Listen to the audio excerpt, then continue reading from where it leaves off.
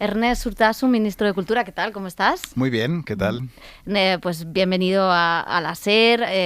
La verdad es que empezamos legislatura casi con una entrevista contigo en principios de año, casi se va a cumplir un año de legislatura, más o menos. Más o menos, sí. No sé qué balance así en líneas generales haces de... Te estoy tuteando porque en cultura, como decía, solo hablamos de usted a Carlos, decíamos, solo hablamos de usted a los grandes directores veteranos, entonces... Nada, el tuteo, por favor, Me parece bien. Bueno, pues, ¿qué balance haces de este primer año? Bueno, ha sido un año intenso, la verdad, y creo que hemos puesto los cimientos de una gestión bastante nueva del Ministerio de Cultura en relación a lo que habían sido los últimos años, ¿no? Bueno, también, efectivamente, es la primera vez que un partido como Sumar gestiona cultura, ¿no? Que no lo gestiona en el Partido Popular, en el Partido Socialista, y creo que hay algunas cosas nuevas que se están empezando a notar, ¿no? Primero, yo creo, lo que hemos intentado trasladar, que ya lo tenemos en marcha, es un nuevo paraguas de lo que son las políticas culturales, que es el de los derechos culturales, ¿no? Que creo que lo hemos aterrizado por primera vez en la Administración General. Existía ya un enfoque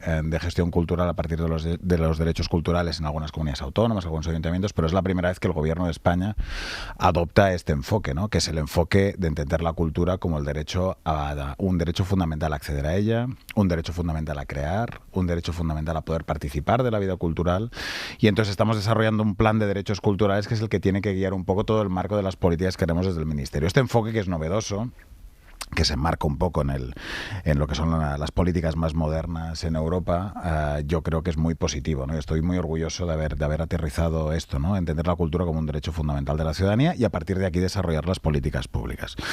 Y luego hay algunas cosas, evidentemente, que estaban un poco de las cuales que nadie quería hablar o nadie quería gestionar, y creo que ahí estoy de alguna manera bastante orgulloso de haber sido valiente con haber afrontado algunos temas que hasta ahora no se habían querido afrontar, ¿no? Hablamos, seguro que después me preguntarás por esto, de los temas de coloniales y de las nuevas museizaciones, que creo que es algo que en España tiene que empezar a afrontarse, que nosotros hemos hecho. Hablamos de la memoria histórica, ¿no? Estaba bastante parada la aplicación de la ley por lo que se refiere a cultura. Hemos empezado con el expediente para la extinción de la Fundación Francisco Franco. Hemos empezado también el tema de las devoluciones de las obras incautadas por el franquismo.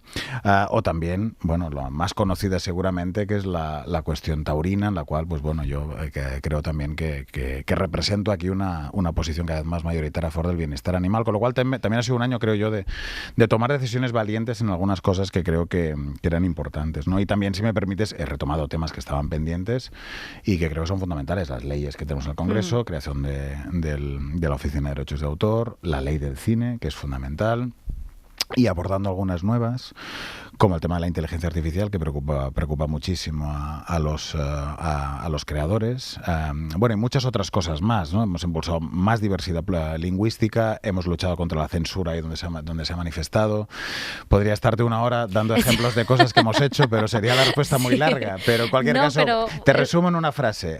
Creo que ha sido un año intenso y estoy muy satisfecho del trabajo que hemos hecho, la verdad. No, y has mencionado muchas de las cosas que ahora entraremos en detalle, pero antes de entrar quería también abrir la reflexión de si es fácil en un gobierno de coalición estar en la cartera de Cultura, si ha sido fácil, si es fácil sacar las cosas adelante en este gobierno de coalición. Ahora, empiezo por aquí porque, claro, la ley del cine, quizás sin esos apoyos en el Congreso, está todo el mundo muy expectante de si esa ley del cine se va a poder sacar adelante o no. No sé si es fácil estar en cultura en un momento como este. Bueno, yo tengo la sensación que humildemente hemos dado un empuje a la presencia de cultura, primero en lo que es las prioridades del gobierno. Creo que cultura tiene en estos momentos mucha visibilidad. Creo que forma parte de las políticas principales del gobierno en estos momentos. Creo que hemos logrado darle un empuje político, ¿no?, al ministerio. Yo creo que eso es muy importante y estoy muy satisfecho. Evidentemente, pues en un gobierno de coalición, pues siempre hay sus más y sus menos, pero en general creo que estamos haciendo bien las cosas. Luego, seguramente tu pregunta va enfocada también por los apoyos parlamentarios del cual goza, ¿no?, este gobierno de coalición. Y yo, en relación a las dos leyes, tengo que decirte que soy optimista. Creo que tanto la ley de creación de derechos de autor como la ley del cine, que ya sabéis que están dentro del Congreso, creo que son leyes de país. Creo que en ambas cosas, una por lo que es la defensa de los derechos de autor en un mundo donde la inteligencia artificial nos plantea grandes retos, y la otra, que supongo que también hablaremos después, el impulso a nuestro sector del cine, Creo que son leyes de país y creo que podremos encontrar un consenso en el Parlamento para sacarlas. De hecho, estamos ya trabajando muy intensamente porque ya sabéis que los 2 textos legales están en el Congreso ya. Y en cuanto a la ley del cine, por ejemplo, ¿será más fácil con Junts o con el PP finalmente? Yo mi voluntad es una ley de país, con lo cual estoy dialogando con todos los grupos parlamentarios, ¿no? Pensad que tenemos una ley que está completamente desfasada, ¿no? Y que el sector nos está pidiendo que actualicemos. Una ley, por ejemplo, que no contempla que las series puedan recibir ayudas, por ponerte un ejemplo. O una ley, por ejemplo, que no afronta la cuestión de los derechos de autor en relación a la ley americana y la ley española, que también es una de las grandes cuestiones que aborda. Una ley que no tiene mecanismos de diálogo todavía con el sector y que la nueva ley va a crear un consejo específico para con el sector podamos desarrollar las políticas, ¿no? Y después hay tantísimos otros retos relacionados con la protección de las salas de cine, que es otro reto enorme, con poner en valor toda la cadena de producción de una película, porque la ley ya sabéis que es integral, va desde la creación de los guiones hasta la exhibición en sala de un proyecto, con lo cual regulamos todo el proceso de creación de una película. Es decir, necesitamos actualizar esa ley en todas esas prioridades. El sector lo pide y creo que aquí tenemos una responsabilidad todos los grupos políticos de hacer una gran ley de país en un sector que además, supongo que hablaremos de eso, está en un momento extraordinario, ¿no? Por lo tanto, yo soy optimista y creo que al final lo sacaremos adelante con el máximo consenso, seguro. Y es cierto que está en un buen momento, a pesar de que las salas siempre tienen ahí esta cosa de sí pero no. Claro, entiendo que esa ley del cine, si no me equivoco, plantea también más dinero para las ayudas a la producción. Eso también se tiene que conseguir con unos presupuestos. No sé si en el caso de que no hubiera, si hay un plan B para sacar ese dinero de donde sea. No sé cómo se plantea también el tema del dinero en la ley del cine, porque claro, para ir a por más, pues se necesita más dinero. O sea, para que esta situación del cine, que es tan buena, siga siendo, ¿no? Venimos de conocer que España será el país invitado en la Berlinale, que esto correcto, es bastante positivo, pero ¿cómo se va a hacer eso? Porque claro, siempre en el sector hay el temor de que de repente se cierre el grifo, de que de repente todo hemos pasado años muy malos. Sí, lo sé. No, yo creo que son dos, para explicarlo, ¿no? Yo creo que son dos instrumentos distintos, ¿no? La ley y los presupuestos, que son la inversión que haremos en cine, ¿no? La ley nos va a permitir dar un salto muy importante en todas las cuestiones que te decía, de poner en valor la producción, defender los derechos de autor, defender las salas de cine, mejorar la producción, incorporar las series a las ayudas, es decir, actualizar todo nuestro marco normativo. Y después, en paralelo, necesitamos evidentemente que las convocatorias que hace el ICA, que es el Instituto del Cine, y el apoyo financiero que damos al sector, sea robusto. Yo sí puedo anunciar que en la propuesta de presupuestos que estoy trabajando va a haber más recursos para el cine. Esto está previsto en la propuesta de presupuestos y yo aquí de momento no me he situado, Pepe, en ningún escenario que no sea que los voy a sacar. Además, esto lo he dicho en numerosas ocasiones, cuando alguna vez se ha dicho, no, pero es que iremos a prórroga inevitablemente. Ya sabéis que ahora, cuando todo el mundo decía que habría prórroga, y resulta que al final Junts se ha venido a negociar la senda de déficit, con lo cual estamos iniciando el camino de la aprobación presupuestaria, y si hay presupuestos, habrá más dinero para el cine. Y entonces, si tenemos una nueva ley y tenemos más recursos para el cine con los presupuestos, acabaremos de dar el impulso definitivo de un sector que está en auge. En otra cosa, además, que creo que también la gente conoce poco y es importante explicar, que es que somos un gran país de producciones cinematográficas cada vez más. O sea, no solo es que tengamos grandes proyectos cinematográficos españoles y que las películas españolas estén teniendo un momento buenísimo en los festivales, sino que además vienen grandes productoras a rodar aquí. Porque tenemos los mejores técnicos, esto me lo dicen todas las productoras internacionales a las que vienen, porque tenemos los mejores paisajes. Entonces, también con estos dos instrumentos lo que tenemos que conseguir es que se siga multiplicando España como un gran hub de rodajes, que yo creo que esto es muy importante también. Y ya por ir cerrando la ley del cine, esa definición de productor independiente, que era el gran escollo de esa ley audiovisual, que esta ley del cine tiene que corregir, eso estará salvado, ¿no? Sí, la definición que está es la definición que ya estaba, y efectivamente nosotros aquí, lo he dicho, vamos a proteger a los productores independientes, que creo que además... Que son los que ganan premios fuera. O sea forman parte además de la diversidad y del tejido de la producción cinematográfica en este país. Desde luego, esta es una ley que va a servir para todos, pero evidentemente el productor independiente pues merece una protección especial, como es lógico, y la ley lo va a garantizar sin duda. Sí. Y luego un tema importante que habéis anunciado en los últimos meses, que tiene que ver también con con el buen estado del cine en las salas, es la manera de acercar el cine a los colegios, de hacer esas sesiones, creo que son matutinas, de llevar el cine a las escuelas, ¿no? Que esto es una cosa que se hace en Francia y que en España pues no se hace. ¿Cómo va esto? Más allá de un anuncio, cómo va el avance en trabajar en esta propuesta, que creo que es positiva, ¿no? Pues lo tenemos ya en marcha. La verdad que estoy muy contento porque, bueno, esto me lo propuso Pablo Berger, ¿vale? Pues voy a ser así de sincero. En una conversación que tuvimos me dijo, y en Francia llevan los niños al colegio y esto crea una cultura cinéfila en los pequeños fundamental. Y fruto de esa conversación con Pablo, al cual yo quiero agradecerle mucho, porque además estuvimos hablando después de ver Robot Dreams, que es una película que es maravillosa, pues nos pusimos manos a la obra. Estuvimos estudiando el caso francés y ya os puedo anunciar que habrá un proyecto piloto ya en este segundo semestre con la idea de que el programa esté ya en marcha el año que viene. Un proyecto piloto que básicamente lo que vamos a tratar de hacer es que los niños vayan a ver una película al cine, pero que trabajen la película 1 hora en clase antes de ir y 1 hora en clase después de verla, es decir, que será una cosa un poco más amplia que simplemente ir a ver la película.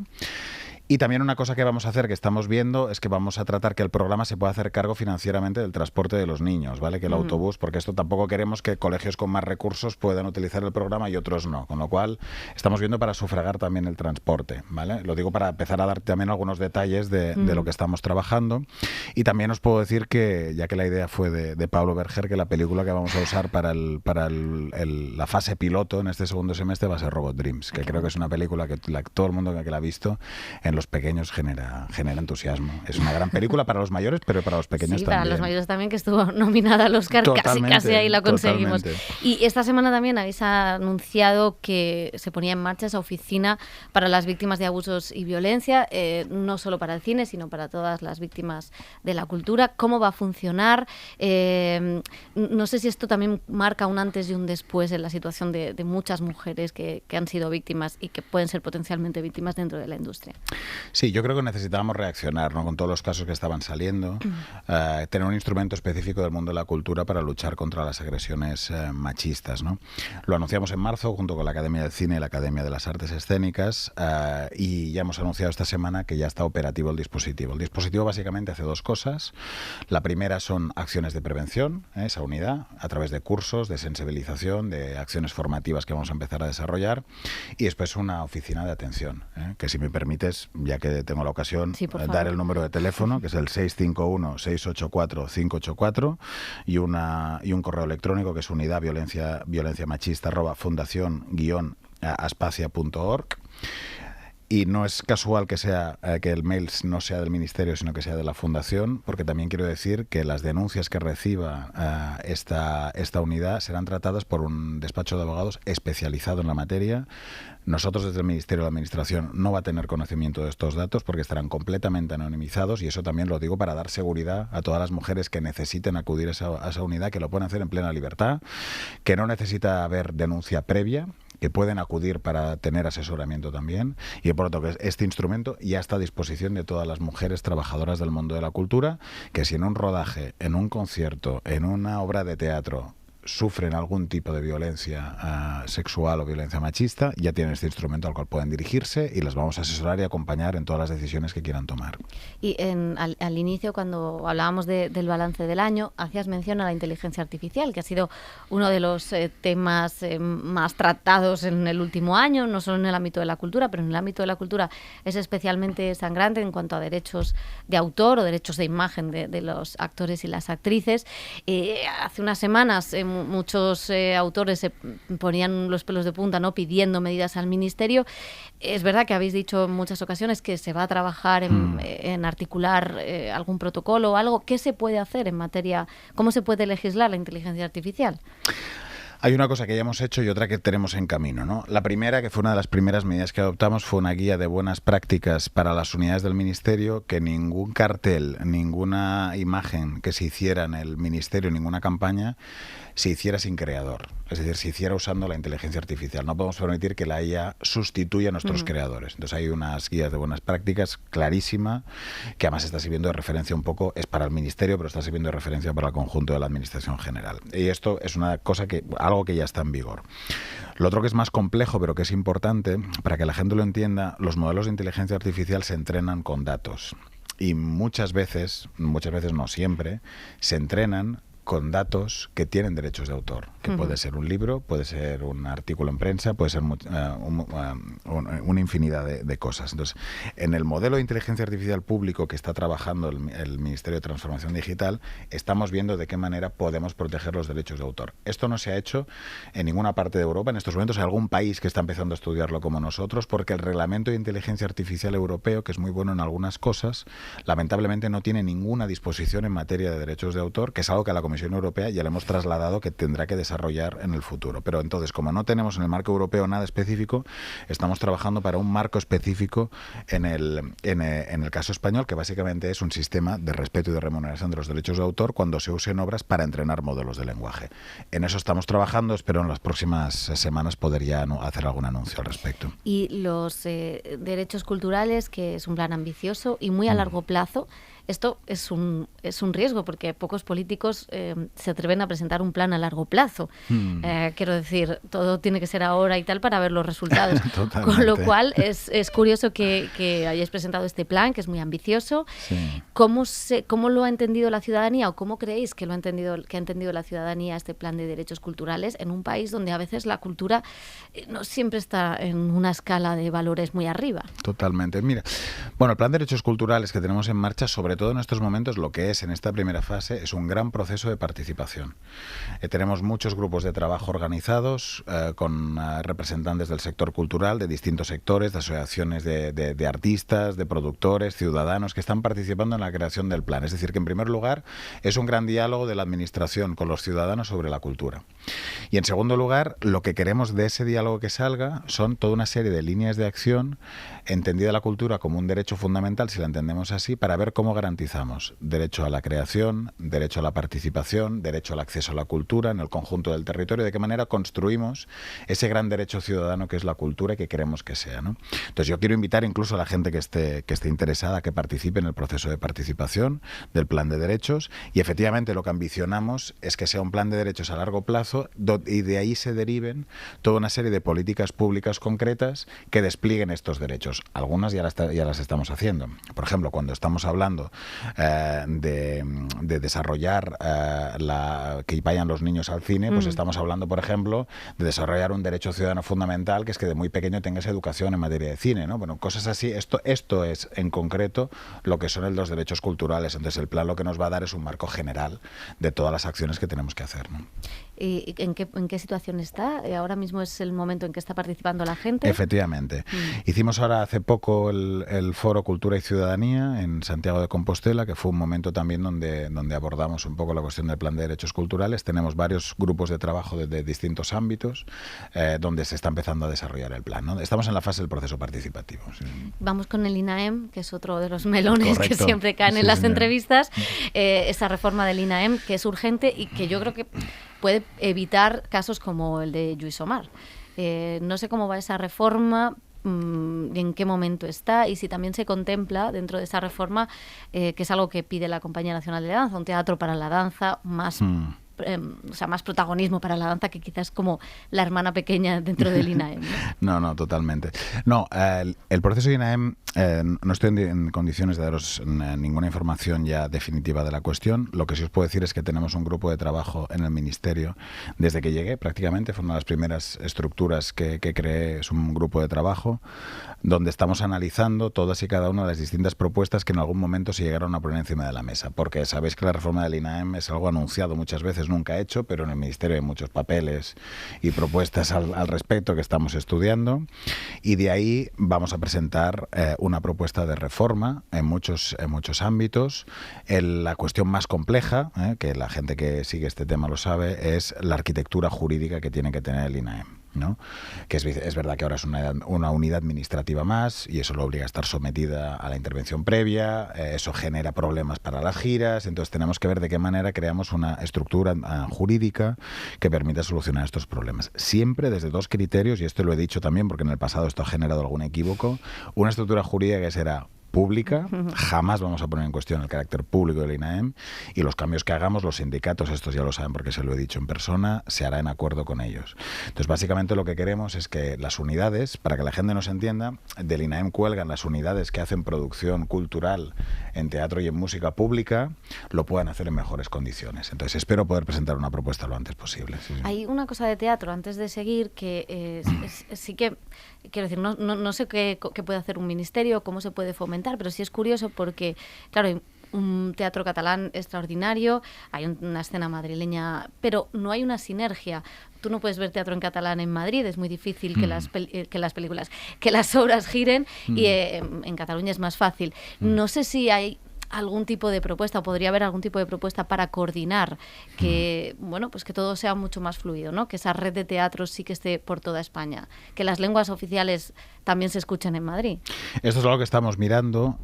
Es verdad que, esto no lo he mencionado, pero una de las líneas nuestras importantes es tratar de reforzar la diversidad cultural y lingüística de nuestro país. Lo estamos haciendo en varios ámbitos. Por ejemplo, las ayudas a la edición de libro, por ejemplo, o a la traducción, tienen más ayudas las lenguas cooficiales en estos momentos. Estamos ayudando también a la traducción de libros de lenguas cooficiales al castellano y a las distintas lenguas cooficiales. Estamos dando un empuje en este sentido. Todo lo que podamos hacer para que las obras de teatro giren más, lo haremos. Y yo creo que sería muy bueno, desde luego, que hubiera más obras de Barcelona en Madrid, en todas las ciudades, y de Madrid en otras ciudades de España. Esto es algo que tenemos que ver, sí. Y hablemos de descolonización, que es un tema que generó, bueno, pues quizá más resquemores de los que a priori podría pensarse. Es algo que en todos los países de Europa, incluso en Estados Unidos, está asimilado. ¿Por qué en España ha costado tanto entender que hay que hacer una revisión de los museos? Eso por un lado. Y por otro, ¿qué se está haciendo? ¿Qué se puede hacer más que no se haya hecho? Bueno, la verdad es que antes te decía, ¿no?, que creo que una de las cosas que mi equipo y yo hemos hecho es que hemos sido valientes afrontando determinadas cosas que había que afrontar. Es verdad que las revisiones decoloniales se llevaban haciendo por parte de los expertos en este país desde hace muchos años. De hecho, sabéis que la Thyssen tiene en estos momentos una exposición que es la revisión en clave decolonial de sus colecciones, que es una exposición que lleva trabajándose desde mucho antes de que yo llegara, ¿no? Pero parecía que esto era algo que los técnicos podían hacer, pero sobre lo cual no se podía hablar, ¿no? Yo creo que hay que hablar de ello con naturalidad, porque de lo que estamos hablando al final es que los técnicos, que son ellos al final los que hacen eso, no lo hacemos los políticos, vayan actualizando la museografía. El Museo de América lleva 30 años sin actualizar su museografía. Y entonces parece lógico que la actualicemos, ¿no? Entonces, por ejemplo, me dices qué estamos haciendo. Bueno, pues en Museo de América, en Antropología, hemos creado 2 grupos de trabajo para actualizar la museografía, liderados evidentemente por los directores del museo y por los expertos, ¿no? Tenemos 2 grupos de expertos que lo van a hacer, ¿no? Porque parece lógico que después de 30 años la museografía vaya adaptando y vaya incorporando nuevas miradas. Pero es verdad que es un poco chocante cómo la derecha ha tomado mal este asunto, ¿no? Porque parece que viven completamente desconectados de lo que es una de los grandes movimientos del arte y de la cultura internacional y europea actuales, ¿no? Y no me voy muy lejos. Mira, en Venecia en estos momentos, en la Bienal de Arte, la gran mayoría de pabellones nacionales, incluido el español, por cierto, que también es algo que no he impulsado yo, sino que estaba ya en previsión, abordan el tema decolonial, ¿no? Por lo tanto, pues España pues no puede quedarse al margen de ello y tiene que abordarlo igual que lo hacen los demás países de la Unión Europea, sin duda. Y en ese sentido hay 2 cosas relacionadas. De alguna manera también bueno, se ha hecho un inventario de los cuadros incautados durante el franquismo. ¿Qué más se va a hacer en este sentido? Ha habido muchas reclamaciones de víctimas del franquismo que han reclamado esos cuadros. Sí, la verdad que esto es otra de las cosas que me encontré un poco paradas cuando llegué, ¿no? Los temas de memoria. La ley de memoria es una ley extraordinaria, pero que lamentablemente su despliegue está siendo muy lento. Lo primero que tengo que decir es que la obligación del inventario de las obras incautadas es una obligación de toda la administración, no solo del Ministerio de Cultura. Nosotros tenemos una parte importante en nuestros museos de obras, pero no somos los únicos. Y bueno, estoy bastante orgulloso de haber sido el primero en finalizar, porque esto fue una prioridad cuando llegué, en finalizar el inventario, que ahora está finalizado, lo tenemos en la página web y está a disposición de todo el mundo ver qué obras hemos identificado que fueron incautadas por el franquismo y no devueltas a sus legítimos propietarios, ¿no? Y entonces ahora hay un mecanismo que hemos arbitrado después también de encontrar la vía jurídica, porque esto no ha sido sencillo, pero ya tenemos un informe de la Abogacía del Estado que nos señala cuáles son las vías jurídicas para la devolución, que nos permite devolverlo. Y ahora lo que estamos haciendo en esta segunda fase es un diálogo con las familias que sabemos, porque algunas ya las tenemos identificadas, entre ellos la de Pedro Rico, que esta es la más conocida seguramente, para ver de qué manera podemos empezar a operar estas devoluciones. Ahora, bueno, es una prioridad empezar a hacerlo, desde luego, y en eso estamos trabajando ya con las familias, ¿no? Y el Pizarro, nueva ley en California que podría dar la vuelta al caso. La familia que pide el cuadro podría reabrirse el caso. Si esto pasara, ya sé que me vas a decir que es política ficción y que tiene que llegar. No lo sabemos. Pero si esto pasara, ¿el Ministerio podría cambiar la actitud hasta ahora? Yo con esto quiero ser prudente porque si se abriera otra vez la cuestión judicial ya lo veríamos, ¿no? Yo sobre esto sí que he dicho que creo, yo si hubiera estado al mando de este asunto cuando se hizo, yo lo hubiera gestionado de otra manera. Ahora mismo hay una sentencia que ya establece, ha cerrado el caso. Si la ley californiana abriera la cuestión judicial otra vez, pues ya lo veríamos, pero de momento prefiero ser prudente. No me seas prudente con la siguiente. Aquí me ha salido el usted, esto, encima que es la más banal. Te has sido prudente y te has enfadado y entonces te ha salido el usted. No me seas prudente en que te dijo Julianne Moore. No. Esto no, por favor. Hombre, tú imagínate, llegas a Venecia y te sientan al lado de Julianne Moore y Tilda Swinton para ver su estreno. O sea, bueno, para mí esto fue una maravilla, como te puedes imaginar, ¿no? Bueno, la verdad que son encantadoras las dos. Y pues lo que me sorprendió, bueno, no me sorprendió, detrás de una gran actriz como Julianne Moore hay una persona. Y evidentemente estaba nerviosa por el estreno en Venecia, porque aunque tengas una trayectoria tan grande, seas una de las mejores actrices que existen, pues obviamente había nervios, ¿no? Y después al final de la película, pues como una ovación de 17 minutos, la película ¿Qué se hace en esos 17 minutos? ¿Qué cara se pone? Bueno, yo me dediqué a aplaudirlas básicamente y a felicitarlas, ¿no? Recomiendo mucho la película, más allá de que fue un auténtico privilegio estar con Pedro y con Julianne Moore y Tilda Swinton en Venecia. Recomiendo mucho la película, que aborda además la eutanasia de una manera maravillosa. Ir a verla al cine os gustará mucho. Bueno, pues esto entronca ya con el final. La otra vez también te preguntamos por una recomendación. De hecho, me acuerdo que dijiste quiero ir a ver Robot Dreams. O sea que y la fui a ver. Es curioso. Aparte de la película de Pedro, una recomendación de cine, libros, de música, que eras crítico musical. Sí, pues películas, bueno, últimamente he visto muchas, ¿no? Ir a Bendebenca, yo creo que vale mucho la pena. Está muy, muy bien. Y mira, el fin de semana pasado tenía pendiente verme la primera película de Julie Ducournau, que hizo Titane, ¿os acordáis? Que es un peliculón. Y tiene una primera película que está muy, muy bien, pero que es bestial, que es Crudo. Y la tenía pendiente y la vi este fin de semana, por recomendación de mi equipo, por cierto. Y me encantó, la verdad que me gustó mucho. Así que, pero ir a Bendebenca cuando vaya a los cines, sé que os emocionará, está muy bien hecha. Iciar Boyain hace un gran trabajo, está además muy bien actuada y en San Sebastián fue muy bien recibida, vale mucho la pena. Y música, bueno, la verdad que escucho muchas músicas porque seguramente me gusta mucho desde hace muchos años. Estoy escuchando mucho el disco de Fontaines DC, que es una banda irlandesa que me gusta mucho. Que está triunfando bastante. A nuestros amigos de Rock Deluxe les ha gustado el disco, además, me parece. Y este año he escuchado mucho el disco de Cristina Rosenmige, que está muy, muy bien. El último que sacó lo recomiendo mucho también. Me falta un libro, no te he dicho el libro. ¿Qué estoy leyendo ahora? Estoy leyendo Free de Lea Ivy, que es una autora de origen albanés que vive en Londres, que explica su infancia en los últimos años de la dictadura no me sale el nombre, del último dictador que hubo en Albania, de Enver Hoxha, y que es muy interesante, la verdad. Está muy bien escrito y es una maravilla, lo recomiendo también. Pues muchísimas gracias. No sé cómo se lleva la portavocía de Sumar con el Ministerio de Cultura, con leer, ir a las películas. No sé si se lleva bien o mal, si ha sido un año duro en ese aspecto. A ver, estar en primera línea de la política nunca es sencillo. No voy a decir lo que no es, desde luego, ¿no? No es sencillo, desde luego, pero también es apasionante. Ser ministro de Cultura es un privilegio, es apasionante.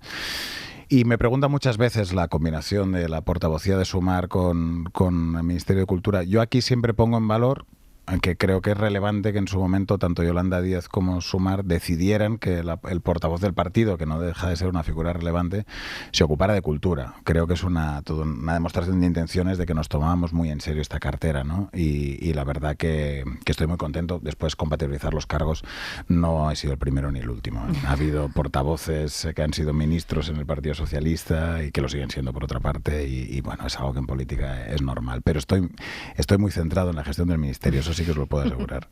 Pues ministro, hasta el año que viene. Pues nada, hasta el año que viene, aquí nos veremos. Gracias, Pepa. Adiós. Un fuerte abrazo.